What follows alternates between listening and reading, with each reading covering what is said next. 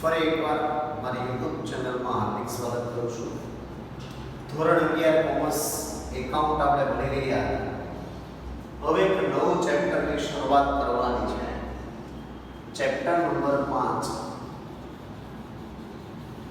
ધંધાકીય એકમના નાણાકીય પત્રકો. ધંધાકીય એકમના નાણાકીય પત્રકો આ નામને આપણે ક્યારેય યાદ નહીં રાખીએ, કારણ કે આનું બીજું નામ છે વાર્ષિક હિસાબ. બીજું નામ એટલે આપણે બોલાવીએ છીએ અને વાર્ષિક હિસાબના નામે કે ભાઈ પાંચમું ચેપ્ટર કહ્યું તો કે આ નામ ભૂલાઈ જાય તમને જ મગજમાં રહેશે કે વાર્ષિક હિસાબ. વાર્ષિક હિસાબ એટલે આ ચેપ્ટરમાંથી 12 ગુણનો દાખલો પૂછાય. એક જ દાખલો 12 ગુણનો યાદ રાખો.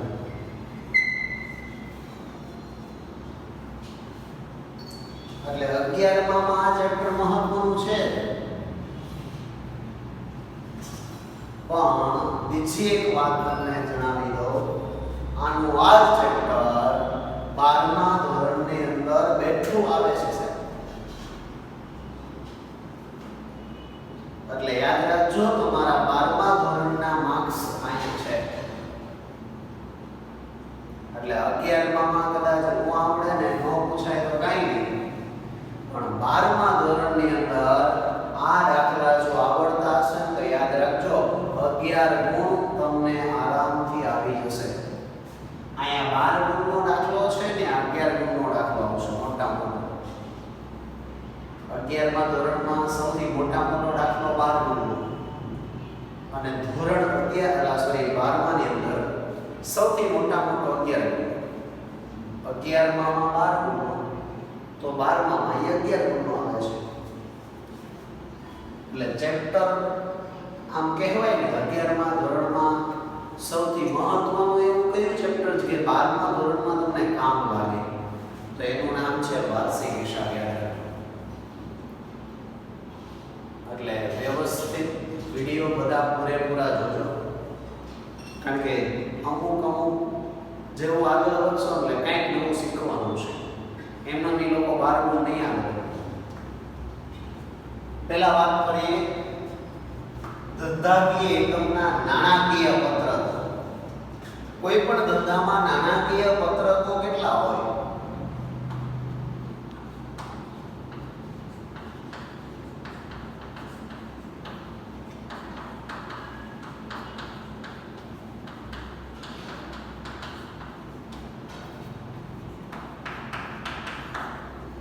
તમારા ધંધાકીય એકમના નાણાકીય પત્રકો કયા કયા છે? યાદ રાખજો, ધંધાકીય એકમમાં છે ને ત્રણ પ્રકારના નાણાકીય પત્રકો આવે. વેપાર ખાતું,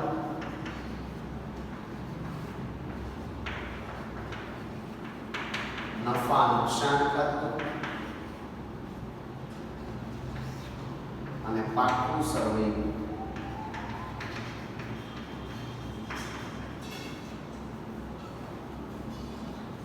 કે કોઈ પૂછે તમારા ધંધાના નાણાકીય પત્રકો કેટલા? તો 3.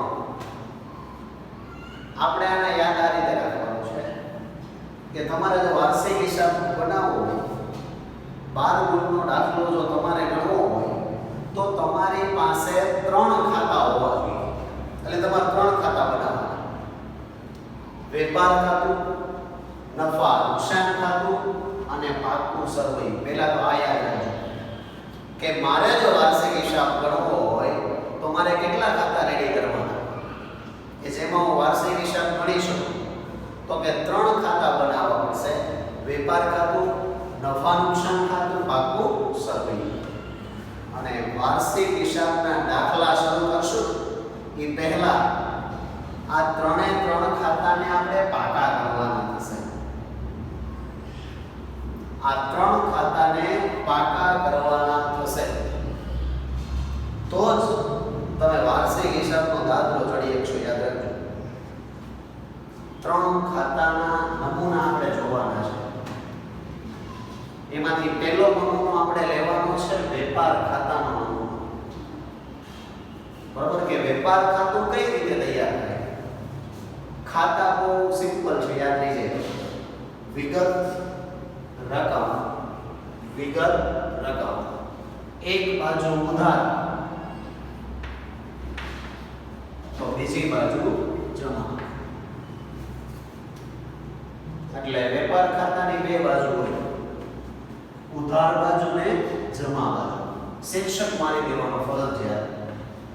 કોઈ પણ વ્યક્તિનું માલિકનું નામ આપ્યું છે, વર્ષની છેલ્લી તારીખ મારવાની 31/3 માર્ચ ના રોજ પૂરા થતા વર્ષનું વેપાર ખાતું.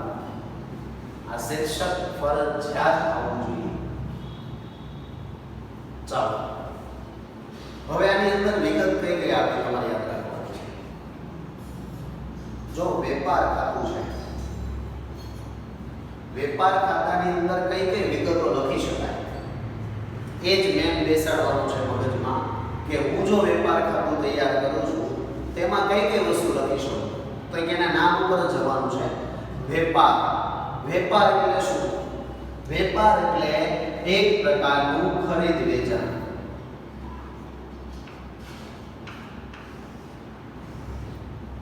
વેપાર કેવો કોને કહેવાય? તો ખરીદ વેચાણ કરવાનું, કોઈ જગ્યાએથી માલ ખરીદવાનો, નફો ચડાવી વેચી દેવાનો, એને વેપાર કહેવાય. તો વેપાર ખાતામાં વેપારને લગતી વિગત આવે. વેપારને લગતી વિગત આમાં લખાય. જેમ કે જો ખરીદી કરો, તમે જ્યારે પણ ખરીદી કરો ત્યારે ખરીદી હંમેશા ઉધાર હોય. ખરીદી હંમેશા કેવી હોય? ઉધાર.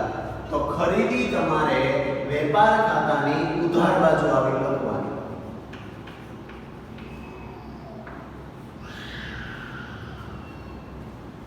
અને માની લો કે વેચાણ કરું છું તો વેચાણ હંમેશા જમા હોય, એટલે વેપાર ખાતામાં જમા બાજુ લખાય.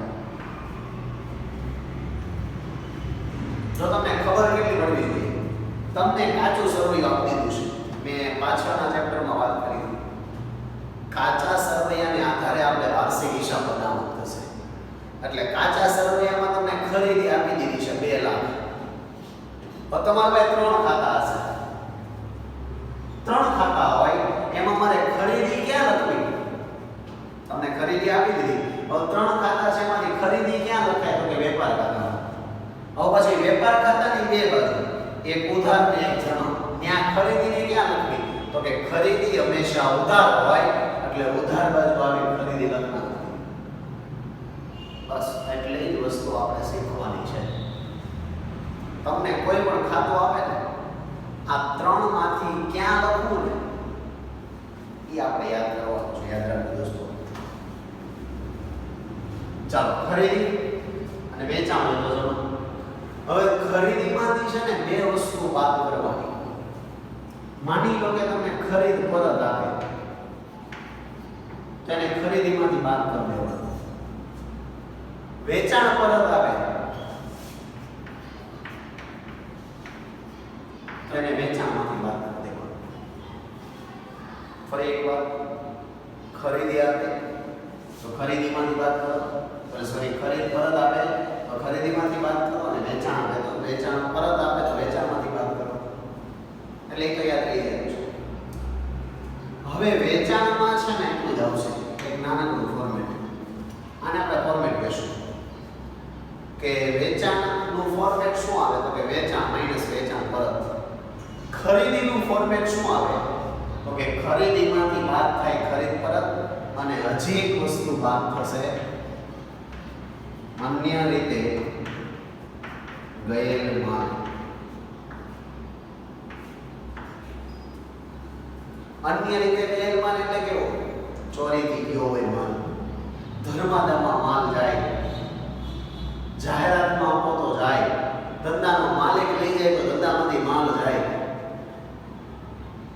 આવા અંગત રીતે કે જાહેરાતથી, ધર્માદાથી, ચોરીથી, વરસાદથી પરણી જાય, આવા કેટલાય કારણોસર જો ધંધામાંથી માલ જતો રહેતો હોય તો તમારે એને ખરીદીમાંથી બાદ કરવાનો. શા માટે? તો કે મેં આમ નોંધ બનાવીને ત્યારે કીધું હતું, યાદ હોય તમારો ચોરી ખરીદી માલ ચોરાઈ જાય, તમે ધર્માદામાં આપી દો, તો એ આપો છો કેમાંથી? તો કે હું ખરીદી લાવ્યો હોય એમાંથી જ આપું છું. એટલે જ્યારે પણ આવી રીતે માલ તમારો જતો હશે ને ત્યારે તમે ખરીદી લાવ્યા છો ને એમાંથી જ જતો રહેશે. એટલે ખરીદી ઘટી જાય એટલે ઘટાડું છું. આ બે વસ્તુ માઈનસ કરું છું એનો મતલબ હું ખરીદી ઘટાડું છું. એટલે ખરીદીમાંથી બે વસ્તુ માઈનસ કરવાની, ખરીદ પરત અને અન્ય રીતે ગેરમાલ. જ્યારે વેચાણ નથી કરી વસ્તુ. એટલે તમને છે ને આ વસ્તુ એક સાથે યાદ રહેશે.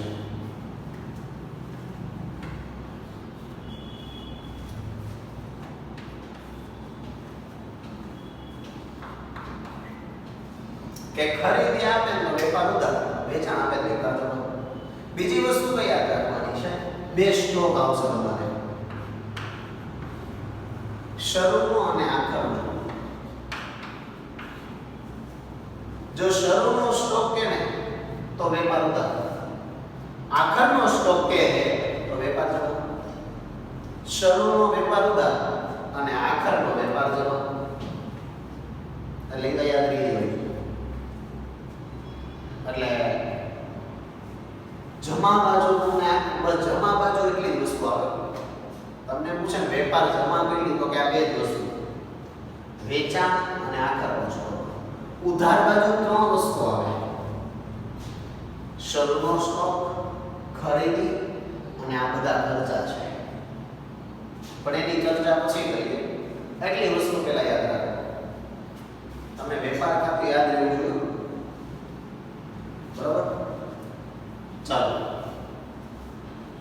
ખરીદી ઉધાર, વેચાણ જમા, શરૂનો સ્ટોક ઉધાર, આખર સ્ટોક જમા. હવે આ બધા ખર્ચા છે.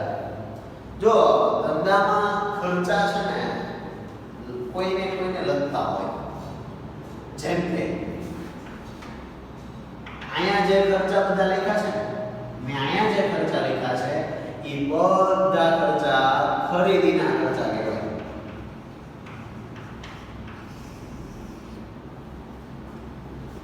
આ સિવાય છે ને વેચાણના ખર્ચા થાય.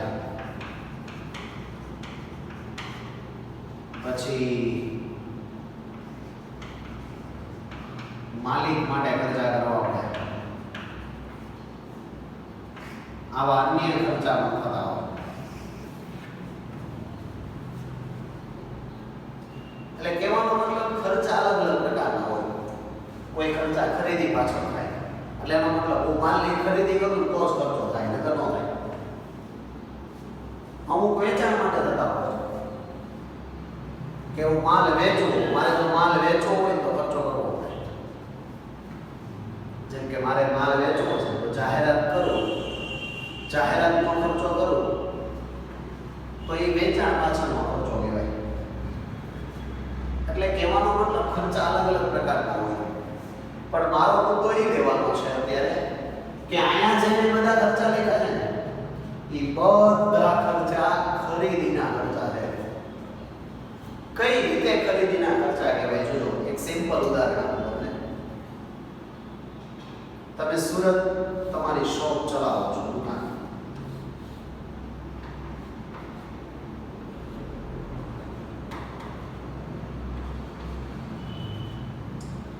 તમે દિલ્હીથી માલ સામાન મંગાવો છો. જોજો, હું દિલ્હીથી કોઈ માલ સામાન મારો મંગાવી લઉં છું. એટલે દિલ્હીથી કોઈને ઓર્ડર આવ્યો તો દિલ્હીથી માલ સામાન છે ને રેલવે દ્વારા આવ્યો.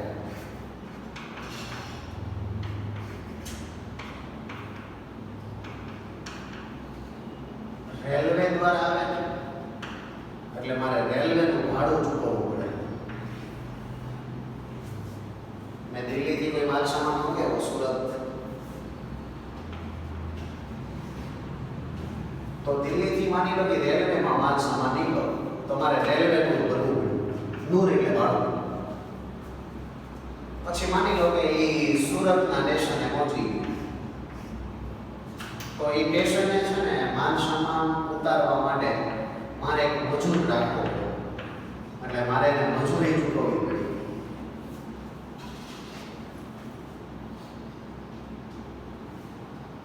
તમે દિલ્હીથી ખરીદી કરી લીધી, 2 લાખનો માલ માની લો કે મેં અહીંથી ખરીદી કરી.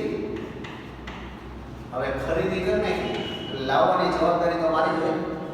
એ માલ રેલવેમાં આવ્યો તો રેલવેનું ભરવું પડ્યું, ઉતારવા માટે મજૂર રાખવો પડ્યો તો મજૂરી ચૂકવવી પડી.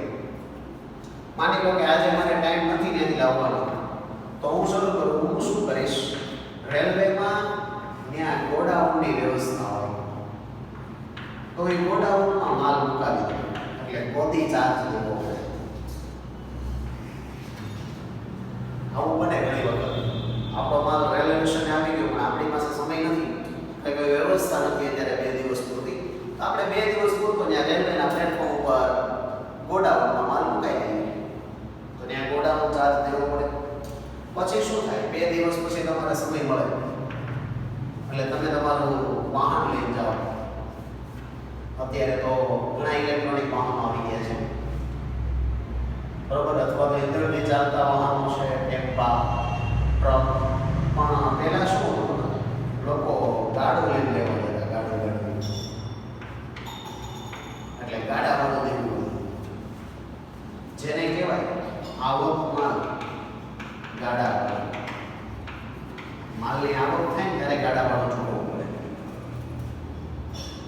અને માની લો કે તમારી દુકાનમાં માલ પહોંચી ગયો, દુકાનમાં પહોંચી જાય ને એકવાર દુકાનમાં મુકાઈ ગયો એટલે હવે ખરીદીના ખર્ચા તમારા પૂરા. બાકી જ્યાંથી લીધો ત્યાં સુધીમાં તમારી દુકાન સુધી ન પહોંચે ને ત્યાં સુધીના બધા ખર્ચા એ તમારા ખરીદીના ખર્ચા કહેવાય. આ તો રેલવે દ્વારા આવ્યો. માની લો કે રેલવેની દિલ્હીથી કોઈ માલ સામાન રસ્તા દ્વારા આવે છે, તો વચ્ચે શું થશે ખબર, તમારે ટેક્સ ભરવો પડે, જકાત. હવે ઘણી વખત તો રાજ્ય સરકાર શું કરે, આયાત જકાત એટલે કસ્ટમ ડ્યુટી, તો એ ભરવી પડે. કહેવાનો મતલબ કંઈક ને કંઈક ખર્ચા તમારે રસ્તામાં લાગે, બરાબર. આ રેલવે દ્વારા આવ્યો, બાય રોડ માની લો કે આવ્યો રસ્તાથી, તો ખર્ચા લાગે. આ સિવાય માની લો કે તમારો માલ સામાન, આજે વિદેશથી ઘણી વખત માલ સામાન જહાજથી આવે, જહાજ દ્વારા શિપ કહીએ ને, માની લો શિપ દ્વારા તમારો માલ સામાન આવે છે. હવે બંદરે ઉતરશે, એ જહાજ સીધું તો આપણી દુકાનમાં મોકલશે, એટલે એ જહાજને માની લો કે બંદર ઉપર લાવવામાં આવે પેલા પોર્ટ. હવે ત્યાં ઉતરે એટલે ત્યાં છે ને ઘણી વખત છે ને નાના મોટા ખર્ચા લાગે. બંદર ઉપર કયા કયા ખર્ચા લાગે હું તમને કહી દઉં. ડેમરેજ, દરમાયો, વોટફેસ, આ એવા ખર્ચા છે જે બંદર ઉપર લાગશે.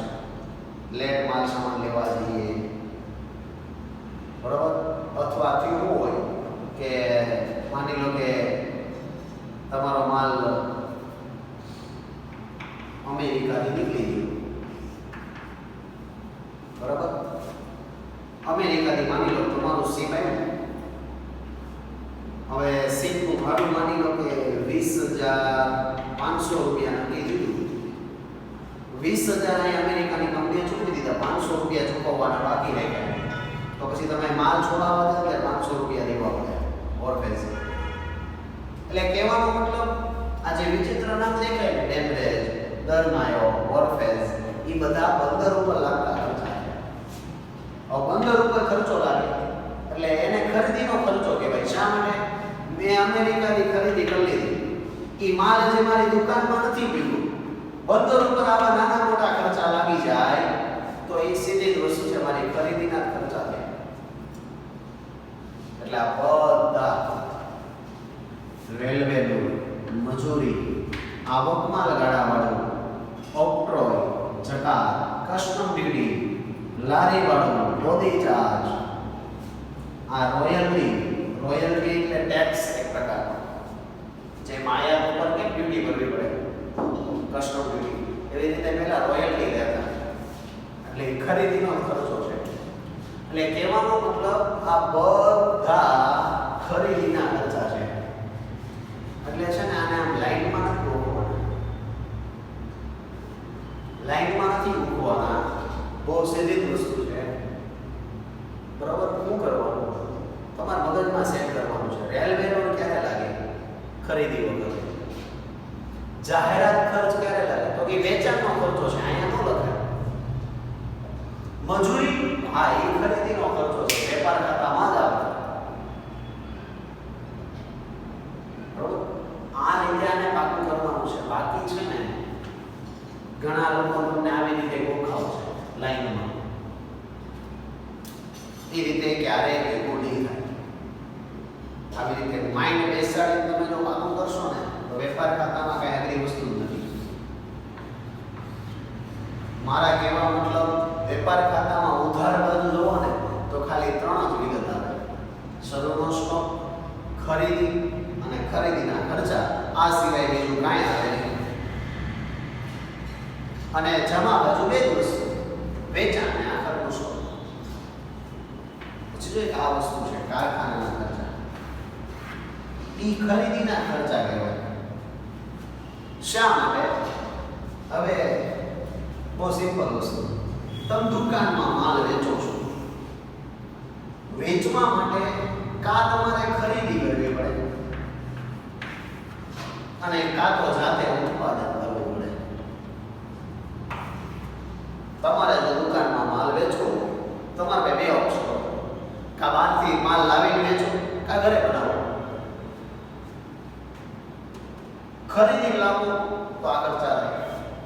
જાતે બનાવો તો બનાવવા માટે કારખાનું જોઈએ, ફેક્ટરી. ડાયરેક્ટ દુકાનમાં ન બને. એની માટે કંઈક કારખાનું રાખવું પડે. એ કારખાનાનું ભાડું લાગે, વીજળી બિલ આવે, વેરા બિલ આવે, વેરા ચૂકવવા પડે. તો એનો મતલબ દુકાનમાં પહોંચે એ પહેલા ખરીદીને લગતા ખર્ચા થઈ શકે અને જાતે ઉત્પાદન કરતા હોય તો કારખાનાને લગતા ખર્ચા થાય. એટલે કોઈ પણ કારખાનાનો ખર્ચો આપે ને બેન કે કારખાનાનું ભાડું તો એ વેપાર ખાતામાં જ લખાય. સમજ પડે છે? એટલે આ વસ્તુ તમારે મને રેડી કરી નાખવાની છે. વાર્ષિક હિસાબનો દાખલો શીખવા બેહો ને એ પહેલા તમને 3 ખાતા મગજમાં હોવા જોઈએ. વસ્તુ આ મગજમાં સેટ કરજો. બાકી વાર્ષિક હિસાબને ભૂલી જજો.